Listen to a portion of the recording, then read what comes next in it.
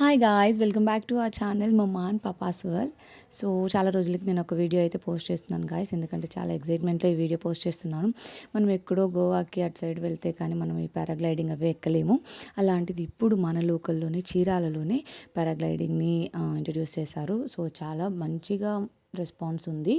So అంతకుముందు స్టార్టింగ్లో అయితే మార్నింగ్ టైం మాత్రమే ఉండేది, ఇప్పుడు ఈవినింగ్ మార్నింగ్ 2 టైమ్స్ ఉంటుంది. సో రెస్పాన్స్ కూడా చాలా బాగుంది, చాలా క్రౌడ్ కూడా ఇంట్రెస్ట్గా దాన్ని ఎక్కుతున్నారు.